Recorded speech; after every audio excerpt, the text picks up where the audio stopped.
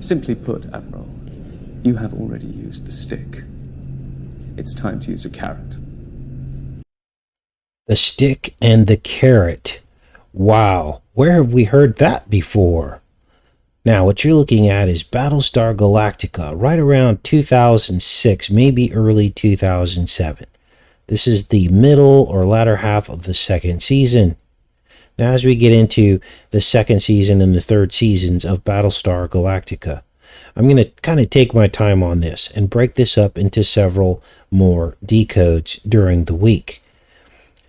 There were a lot of things that I almost missed because I was trying to rush through looking for, different things, and lo and behold, when I slowed down and actually thought about the entirety of this series, I found that there was much, much more to this than meets the eye.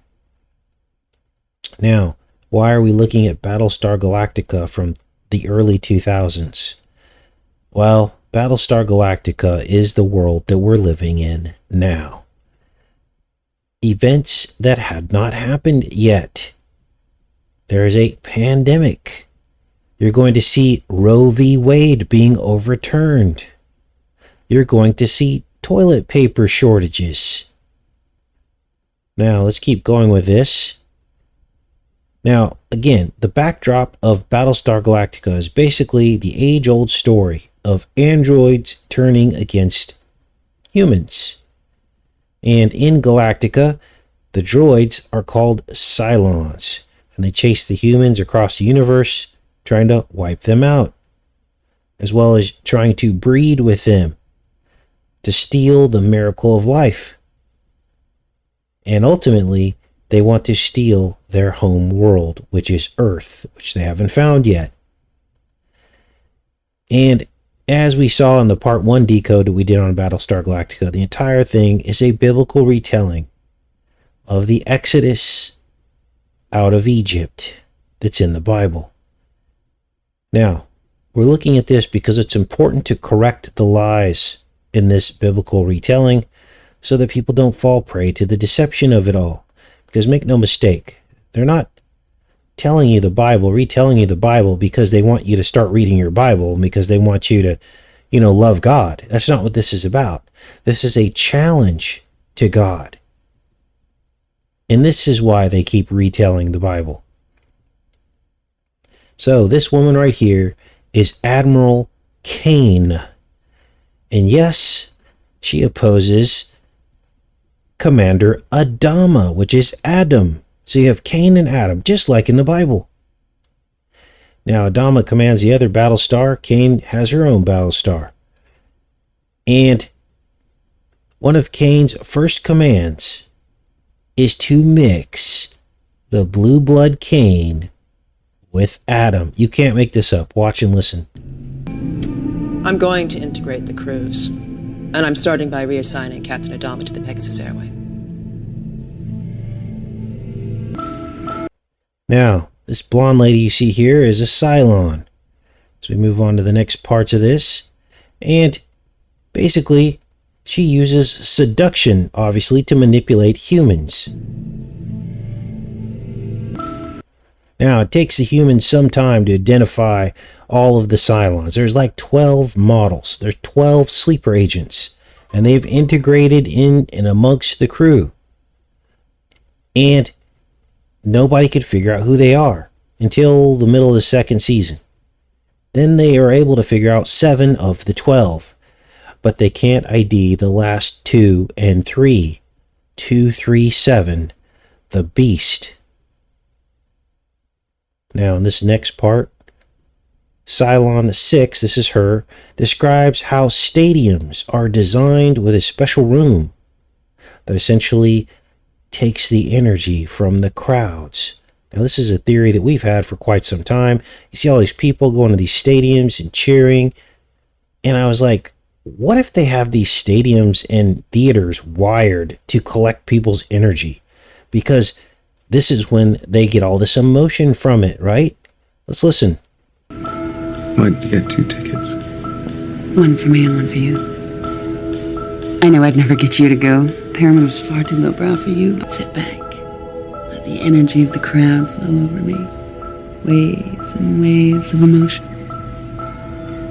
Like an electric current. Cylons blood. She called it an electric current. Wow. So, there's something to that, isn't there?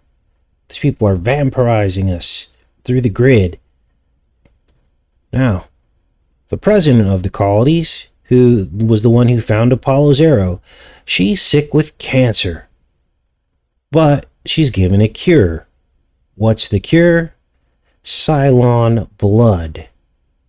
Now remember, Apollo in ancient myth provides the disease and cure. So, they're depicting that here in the plot line of Battlestar Galactica. Let's watch and listen to what he says about the blood. Like an electric current. Cylon's blood looks like this. Then it's fair to assume that the Cylon human is carrying an amalgam.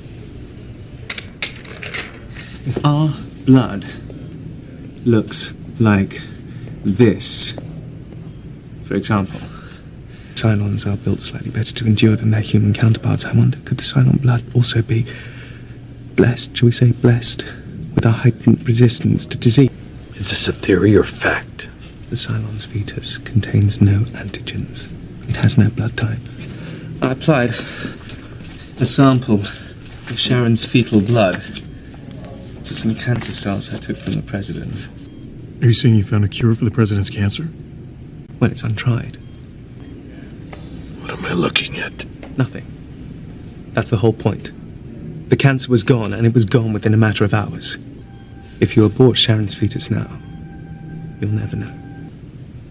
This is obviously untried and therefore extremely dangerous, but yes, it's possible.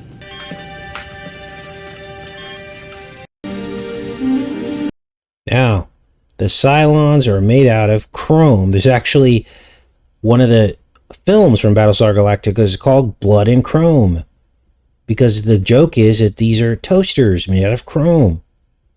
So, logically, the blood of the fetus of the Cylon that cures the disease in man would be Acrenochrome.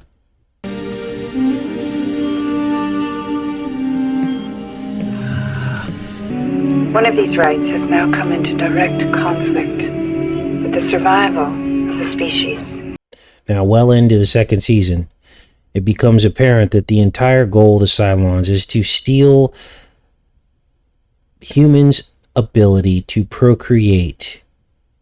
They want to steal that, and they want to basically steal human love. They want to steal humans' future home, which is Earth. And the Cylons essentially begin to toy with the humans, breaking them down with psychological operation after psychological operation. They begin to gaslight them using these tactics that were in which they accuse the humans of being evil because of how the humans are defending themselves against the Cylons. So it's gaslighting. And then they basically say humanity needs to be judged and wiped out. Now, many humans give in to the psyop and the gaslighting. They begin to try and find a way to have peace with the Cylons by making concessions. But the Cylons only use this weakness back against the humans. And at some point, so many humans are picked off by the Cylon advances that the president decides to overturn Roevwade, which is exactly what happened this year, didn't it? Now, nobody, not one person probably in this planet, thought that Roevwade could be overturned in our lifetimes. But yet here it is depicted in Battlestar Galactica. Let's watch this. Survival of the species. Since assuming the presidency, I've made it my mission to maintain the rights and freedoms we so enjoyed prior to the attack. The fact is that if this civilization is to survive, we must repopulate this fleet. And I find myself forced to make a very difficult decision. The issue is stark. Therefore, I'm issuing an executive order. From this day forward, anyone seeking to interfere with the birth of a child, whether it be the mother or a medical practitioner, shall be subject to criminal penalty. Now, my personal belief is that the overturning of Roe v. Wade is a precursor to the loss of a much more important freedom. I don't know which freedom that's going to be, but the Dems gave up abortion on purpose, knowing that they could still get their sacrifice through the states, and then later they're going to go after a much more important right at some future point, and I guess we'll see what that right is going to be. But there's no way that they're just going to lay down and do away with abortion without there being some counterpart right that we lose. It could be a Second Amendment. I don't know what it's going to be, you guys. It's going to be something. And then they'll say, oh, well, you guys got abortion, so we're going to get this. That's what they're going to say. Now, the biblical parallels don't stop here. Next, you're going to hear this pilot talk about the land of milk and honey. Listen. If the baby does survive, the question is, what do we do with it? What are you suggesting? That we throw it out of an airlock? I don't make suggestions, Mr. Baltar. If I want to toss a baby out an airlock, I'd say so. Heard the Pegasus survey mission found wildlife. Fruit trees. Rivers of milk and honey. Now, the humans accidentally find a planet that appears to be hidden behind like an electromagnetic field, and they think that the Cylons can't find it. And Baltar, the guy you see here, announces that he's going to run for the presidency, and the basis of his campaign is going to be to settle on this planet. They call the planet New Caprica. And so he basically, I guess the word is, differentiates himself, separates himself from Roslin, who he's running against, by saying, look, I'm running on the platform of having us stop running. Let's settle on New Caprica. Let's stop looking for Earth. The Cylons can't find us. And he plays to the emotions of the people. Now, everybody knows this is a terrible idea because they know it seems like a trap, but they listen to the people. So, they have an election, and the vote is keep looking for Earth or stay on New Caprica and settle. Baltar wins, but Laura tries to steal the election. Of course, we've had election fraud and all that stuff, right? But Baltar ultimately wins because he uncovers the election fraud and he becomes the president, and all of humanity pretty much settles on New Caprica. Now, the problem is the planet is not really hidden. It ends up being a Cylon trap, and as soon as everybody's guard is down after they've been there for an entire year, the Cylons find them, and they occupy New Caprica, and it's like hell. It's like a living hell. Then another year goes by, and Galactica returns and does a rescue mission and saves them. Let's keep watching here. And you can always tell the fixed ones because they don't make sense.